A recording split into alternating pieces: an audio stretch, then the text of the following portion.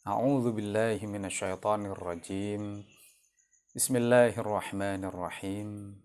Alhamdulillahi rabbil alamin. Wa bihi nasta'inu ala umurid dunya waddin. Assalatu wassalamu ala nabiyyina Muhammadin sallallahu alaihi wasallam wa ala alihi wa ashabihi wa man tabi'ahum bi ihsanin ila yaumiddin. Amin ya rabbal alamin. Assalamualaikum rekan-rekan sekalian yang berbahagia. Alhamdulillah kita selalu bersyukur kepada Allah. Di kesempatan yang cerah ini kita masih diberi kesempatan oleh Allah untuk bernafas. Masih diberi kesempatan oleh Allah waktu dan juga kesehatan ya. Sehingga kita bisa meneruskan cerita tafsir tematik kita. Masih membahas tentang sihir milenial, mengkaji seputar sihir, apa itu sihir terkait dengan milenial, terutama fenomena-fenomena yang terjadi di sekitar kita. Kita coba komentar itu dengan pendekatan Quran, ilmu tafsir hadis, ya, Quran dan juga ilmu pengetahuan. Ya. Mudah-mudahan segala sumber daya yang Allah titipkan kepada kita, ya, materi, ilmu, keluarga, teman-teman, sahabat, lingkungan, kesempatan, semuanya bisa bermanfaat dan berkah. Kita bisa menggunakannya sesuai dengan yang dikehendaki atau direstui atau diridhoi oleh Allah Subhanahu wa taala. Amin ya rabbal alamin. Rekan-rekan sekalian, yang lalu sudah kita bahas ya, dari sudut pandang para penyihir itu ya, bahwasanya tongkat-tongkat dan tali-tali mereka itu tidak benar-benar berubah menjadi ular ya. Secara materi fisik itu tidak ada ceritanya tali temali mereka, kemudian tongkat-tongkat mereka berubah betulan menjadi ular, tidak. Di situ di Al-Quran redaksinya yukhayyalu ilaihi annaha tas'a, hanya terbayang di dalam pikiran ya, di dalam pikiran Nabi Musa dan juga para audien yang hadir pada saat itu, seakan-akan itu bergerak, itu hidup gitu. Begitu juga ketika kita meninjau dari sudut pandang Nabi Musa ya, tongkat Nabi Musa pun secara fisik, secara materi itu juga tidak berubah dari tongkat menjadi ular ya. Kita sudah melakukan analisis ayat-ayat Al-Qur'annya dan kosakatanya kemarin ya, yaitu kosakata hayyatun tas'a di surat 20 ayat 20, kemudian kosakata thu'banun mubin di surat 7 ayat 107, dan juga diperjelas oleh surat An-Naml surat 27 ayat 10, ka'annaha janun tahtazzu ka'annaha jan. Tongkat Nabi Musa itu bergerak ya, seakan-akan seolah-olah itu adalah jan, ular atau hidup atau bergerak. Jadi dari sudut pandang itu juga tongkat Nabi Musa secara materi fisik itu tidak berubah menjadi ular ya. Itu ka'annaha janun, seolah-olah seakan-akan ya. Nah, rekan-rekan sekalian, kalau kita melihat ya, atau meringkas sedikit, memudahkan supaya kita bisa mengambil gambaran kisah Nabi Musa berduel dengan Fir'aun dan para penyihirnya itu, paling tidak kita bisa pilah menjadi 3 babak ya. Yang pertama, ketika Nabi Musa menerima firman ya, ketika Nabi Musa menerima firman, menerima kalamullah ya, kemudian setelah menerima kalamullah itu yaitu babak yang kedua, Nabi Musa diperintah oleh Allah menghadap Fir'aun dan para penyihirnya itu untuk membebaskan Bani Israel yang ditindas oleh Fir'aun dan juga sekaligus berdakwah kepada Fir'aun, ya kan? Jadi Nabi Musa itu sekali lagi hidup di Mesir ya, sekitar tahun 1300 sebelum Masehi ya. Beliau ini akan diperintah oleh Allah akan membebaskan Bani Israel. Bani itu keturunan Israel, itu sebutan untuk Nabi Yakub sebenarnya ya. Nabi Yakub keturunan Nabi Ishak, keturunan Nabi Ibrahim ya. yang tinggal di Palestina, ya. Lah, kok bisa Bani Israel itu kok bisa menetap di Mesir, ya? Kan Musa itu di Mesir, Fir'aun ini di Mesir, ya. Duelnya itu dengan Fir'aun, Nabi Musa itu juga di Mesir, ya. Pada sekitar 1300 sebelum Masehi itu, pada masa Ramses II, ya, juga sekitar 1300 sebelum Masehi, yaitu yang diindikasi kuat dia adalah Fir'aun itu yang berduel dengan Nabi Musa. Lah, kok bisa Bani Israil keturunan Nabi Yakub itu menetap di Mesir padahal beliau adalah orang Palestina, ya. Lah, ceritanya itu terkait dengan ketika Nabi Yusuf, ya. Nabi Yusuf ini juga anaknya Nabi Yakub, ya. Keturunan ke-11 dari Nabi Yakub yang itu diiri atau mendapatkan perlakuan yang zalim dari para saudaranya, ya. Versi yang lain itu ada yang dimasukkan ke sumur kemudian ditemukan oleh musafir gitu, ya. Ada yang sengaja dijual oleh para saudara Yusuf itu ke musafir kemudian di Mesir gitu. Lah, ringkas cerita Nabi Yusuf di Mesir itu menjadi tangan kanan raja gitu, ya. Sampai Nabi Yusuf menjadi raja, kemudian di masa paceklik Nabi Yakub dan keturunannya itu, ya, masa paceklik kemudian diminta oleh Yusuf datang ke Mesir, ya. Di situ hidup dalam perlindungan Yusuf. Lah, dari situlah beranak pinak itu Bani Israel keturunan Nabi Yakub itu, ya. Nah, Yusuf itu sekitar ya tahun 1700 sebelum Masehi, 1700 abad 17 18 sebelum Masehi. Ya, jadi sekitar 4 abad itu Bani Israel itu ditindas atau dijadikan budak oleh bangsa Kipti, termasuk diperbudak oleh Ramses II atau Fir'aun itu.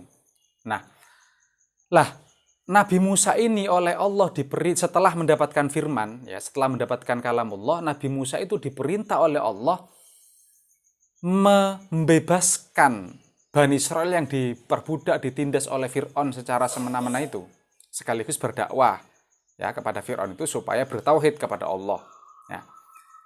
Itu babak kedua. Lah, babak ketiganya yaitu adalah respon Fir'aun dan para penyihirnya itu terhadap ajakan Musa itu, terhadap kemauan Musa itu. Ternyata tampaknya Fir'aun itu tidak rela, ya. Bangsa Israel mau dibebaskan oleh Nabi Musa, Fir'aun ini enggak rela, ya. Maka disitulah terjadi duel. Nah, rekan-rekan sekalian, jadi 3 babak ini kita sudah tahu. Yang pertama, Nabi Musa itu mendapat firman, ya. Yang kedua, Nabi Musa diperintah oleh Allah menghadap Fir'aun dan para penyihirnya. Yang ketiga, respon Fir'aun dan para penyihirnya itu. Nah, rekan-rekan sekalian, tongkat Nabi Musa yang seolah-olah menjadi ular itu sudah ada di babak pertama ketika beliau mendapatkan firman Allah itu, ya. Ya, ketika di lembah tua itu tongkat Nabi Musa seakan-akan menjadi ular, itu sudah terjadi di periode atau di babak Nabi Musa mendapatkan firman, ya. Baru ketika beliau tahu itu, kemudian diperintah oleh Allah menghadapi Fir'aun dan para penyihirnya. Artinya Nabi Musa itu sudah tahu, ya, kalau mengikuti narasi dan deskripsi pada umumnya bahwasanya tongkat Nabi Musa berubah menjadi ular. Pastinya Nabi Musa itu sudah tahu bahwa tongkatnya bisa berubah menjadi ular, betulan kan? Karena di surat Toha, surat 20, ayat 9-23 kemarin, itu jelas sekali pertama kali Musa mendapatkan firman Allah itu, di situ Nabi Musa tahu bahwasanya tongkat beliau itu seakan-akan seolah-olah menjadi ular besar. Ya, ini ketidakmungkinan berikutnya bahwasanya tongkat Nabi Musa tidak berubah ular menjadi ular betulan. Kenapa? Karena Nabi Musa itu takut dan khawatir. Nah ini, Nabi Musa sempat takut dan khawatir dizolimi oleh Fir'aun, dizolimi kalah oleh Fir'aun, ya. Nabi Musa takut itu, Nabi Musa khawatir. Ketika diperintah oleh Allah, hai Musa, datanglah kamu kepada Fir'aun. Nabi Musa takut, ya. Nabi Musa takut. Ini sudah periode babak kedua sudah gitu. Lah, andai kata betul Nabi Musa itu tongkatnya bisa berubah menjadi ular betulan besar Dan Nabi Musa tahu bahwasanya tongkatnya itu bisa berubah menjadi ular betulan. Pastinya Nabi Musa tidak akan takut dan tidak akan khawatir ketika diperintah oleh Allah menghadapi Fir'aun. Ya, pasti Nabi Musa pasti yakin itu dan mantap ketika dia tahu tongkatnya itu bisa berubah menjadi ular besar. Pastinya ketika diperintah, Musa kamu datang ke Fir'aun. Berada. Pasti Nabi Musa mantap itu. Kenapa? Dia nggak perlu takut, dia nggak perlu khawatir. Karena apa? Dia bisa menyuruh tongkatnya, memerintah tongkatnya menjadi ular besar untuk menyaplok para penyihirnya itu, untuk menyaplok Fir'aunnya sekalian kalau macam-macam gitu kan. Ternyata ini tidak, rekan-rekan sekalian. Ya. Kemarin kita sudah tahu bahwasanya tongkat Nabi Musa itu ularnya itu kalau betul menjadi tidak menelan Fir'aun, tidak menelan para penyihirnya ya kan itu. Yang kedua ini Nabi Musa khawatir dan takut. Mestinya kalau betul berubah menjadi ular besar, di babak perintah Allah Musa menghadap Fir'aun, beliau nggak perlu takut dan nggak perlu khawatir ya. Dan ini diceritakan pada ayat berikutnya ya di surat Toha surat 20 ya ayat 40-an dan seterusnya. Mari kita bacakan supaya jelas ya ayat-ayatnya di sini. Akan saya bacakan bagaimana gambaran Nabi Musa itu masih takut dan khawatir gitu. Takut kalah, takut didolimi karena Nabi Musa pernah membunuh ya. Pernah melakukan kesalahan membunuh bangsa Kipti itu yang memperbudak Bani Israel itu ya.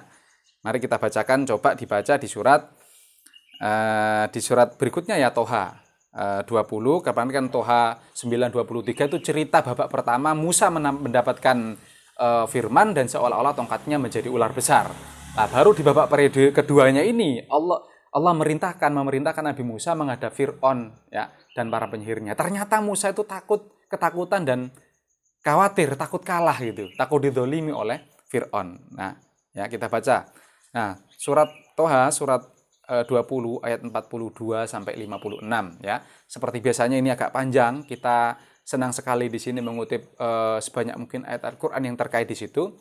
Kita baca terjemahannya, kemudian ketika sudah terkait dengan poin penting yang ingin saya ceritakan terkait kekhawatiran, ketakutan itu, kita akan mengutip Arabnya ya. Nih, 42 sampai 56. Pergilah kamu beserta saudaramu Harun dengan membawa ayat-ayatku, kata Allah, dan janganlah kamu berdua lalai mengingatku. Pergilah kamu berdua kepada Fir'aun, sesungguhnya ia telah melampaui batas. Maka berbicaralah kamu berdua kepadanya dengan kata-kata yang lemah lembut.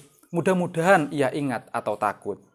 Nah, di ayat 45-nya, Qala Rabbana innana nakhafu ayyafruta alaina au ayyatagha. Harun dan Musa mengatakan, keduanya mengatakan, wahai Tuhan kami, sesungguhnya kami innana nakhafu, sesungguhnya kami takut ya. Ayyafrutu alaina, Fir'aun itu menyiksa kami, au ayyatagha, atau dia melampaui batas, zalim kepada kami. Sekali lagi, innana nakhafu, sesungguhnya kami, yaitu Musa dan saudaranya Harun itu takut, khawatir Fir'aun itu menyiksanya ya. Nah, Allah berfirman, janganlah kamu berdua khawatir, sesungguhnya aku beserta kamu berdua, aku mendengar dan melihat.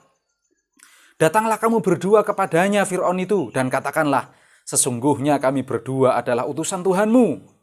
Maka lepaskanlah Bani Israel bersama kami dan janganlah kamu menyiksa mereka. Sesungguhnya kami telah datang kepadamu dengan membawa bukti atas kerasulan kami dan dari Tuhanmu, dan keselamatan itu dilimpahkan kepada orang yang mengikuti petunjuk. Sesungguhnya telah diwahyukan kepada kami bahwa siksa itu ditimpakan atas orang-orang yang mendustakan dan berpaling. Fir'aun berkata, maka siapakah Tuhanmu berdua, hai Musa? Kata Fir'aun. Musa menjawab, Tuhan kami adalah Tuhan yang telah memberikan kepada tiap-tiap sesuatu bentuk kejadiannya, kemudian memberinya petunjuk.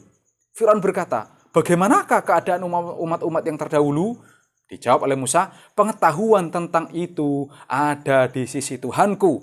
Di dalam sebuah kitab, Tuhan kami tidak akan salah dan tidak pula lupa. Yang telah menjadikan bagimu bumi sebagai hamparan dan telah menjadikan bagimu di bumi itu jalan-jalan dan menurunkan dari langit air hujan. Maka kami tumbuhkan dengan air hujan itu berjenis-jenis dari tumbuh-tumbuhan yang bermacam-macam. Makanlah dan gembalakanlah binatang-binatangmu. Sesungguhnya pada yang demikian itu terdapat tanda-tanda kekuasaan Allah bagi orang-orang yang berakal. Dari bumi, tanah itulah kami menjadikan kamu. Kepada tanah itu juga kami akan mengembalikan kamu. Dan dari tanah itu kami akan mengeluarkan kamu pada kali yang lain. Dan sesungguhnya kami telah memperlihatkan kepadanya Fir'aun itu tanda-tanda kekuasaan kami semuanya. Maka ia mendustakan dan enggan menerima kebenaran. Itu di surat pertama. Di surat kedua, di surat Asy-Syu'ara, surat 26 ayat 10-17. Dan ingatlah ketika Tuhanmu menyeru Musa dengan firman-Nya, datangilah kaum yang dolim itu, yaitu kaum Fir'aun. Mengapa mereka tidak bertakwa? Qala Rabbi inni akhafu ayyukadzibun. Musa menjawab, ya Tuhanku, sesungguhnya aku takut bahwa mereka akan mendustakan aku. Inni akhafu, aku takut ya Allah. Dan karenanya sempitlah dadaku dan tidak lancar lidahku, maka utuslah Harun bersamaku. Dan aku berdosa pernah berbuat salah terhadap mereka, maka aku takut mereka akan membunuhku.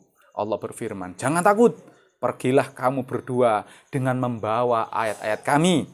Sungguh kami bersamamu mendengarkan. Maka datanglah kamu berdua kepada Fir'aun dan katakanlah, sesungguhnya kami adalah Rasul Tuhan semesta alam.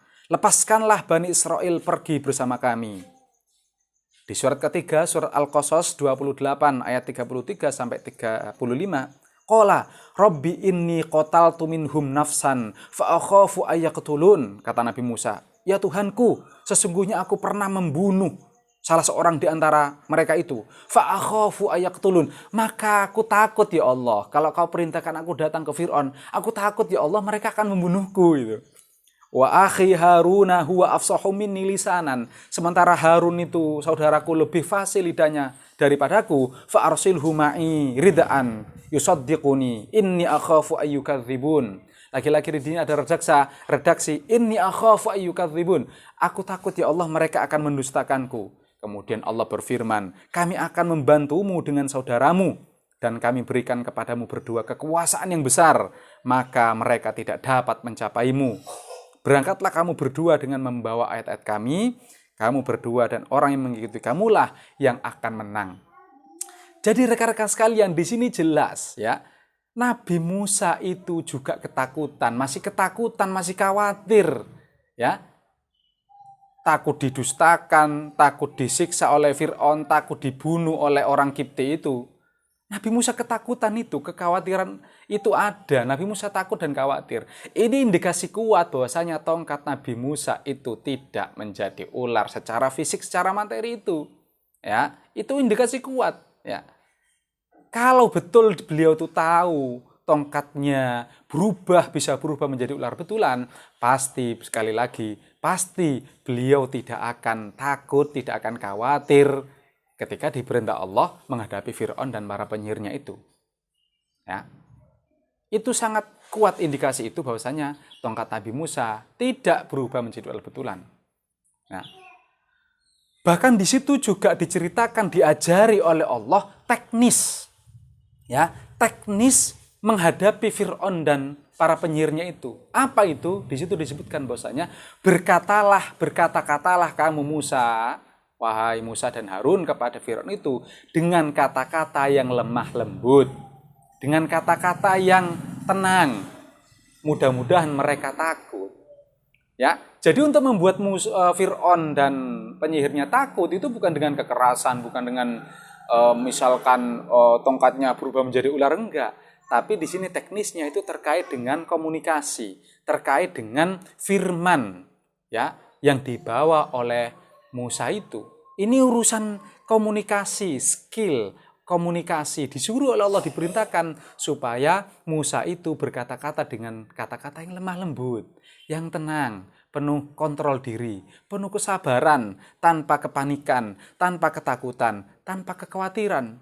Hadapi dengan gagah berani, dengan kata-kata yang baik, dengan kata-kata yang santun, dengan kata-kata yang sopan, dengan kata-kata yang lemah lembut. Kata Allah di situ, mudah-mudahan, dan itu pasti Fir'aun akan takut dengan teknis komunikasi, skill komunikasi yang seperti itu. Ya, itu Musa, makanya Musa itu meminta kepada Allah untuk diperbolehkan mengajak saudaranya Harun. Afsahu minni lisanan, kata Nabi Musa. Harun itu lebih fasih ya Allah, lebih indah kata-katanya daripada aku. Ya. Dan tampaknya Nabi Musa itu memang cenderung temperamental, maksudnya itu cenderung bisa melakukan kekerasan. Terbukti beliau membunuh gitu. Bangsa Kipti itu ya pernah membunuh itu. Ya, meskipun beliau sesali itu. Ya. Nabi Musa itu berdoa kepada Allah. Itu pun juga terkait skill komunikasi. Ya, Rabbi syrahli sodri, ya Allah Rabbi israhli sodri, lapangkan dadaku, wasirli amri, dan mudahkan urusanku, wahlul uqdatam min lisani, lepaskanlah belenggu-belenggu di lidahku ini, kekakuan-kekakuan di lidahku ini, yafqahu qauli, supaya mereka Musa dan para penyihirnya dan orang-orang Kipti itu bisa memahami kata-kataku. Doa Nabi Musa pun ini juga terkait dengan skill komunikasi, karena Nabi Musa ini tahu bahwasanya beliau akan berdakwah kepada Fir'aun dan para penyihirnya, kepada orang-orang Kipti itu, orang-orang Mesir itu, terkait menyampaikan firman Allah yang berupa Taurat itu. Ya, maka ini terkait dengan skill komunikasi, skill itu. Ya, itu rekan-rekan sekalian yang mungkin bisa saya ceritakan pada kesempatan kali ini. Titik pentingnya di sini bahwasanya tongkat Nabi Musa tidak betul-betul berubah menjadi ular secara fisiknya, ya. Indikasinya bahwa Nabi Musa masih takut dan khawatir ketika diperintah Allah untuk mendatangi Fir'aun. Padahal itu sudah babak kedua.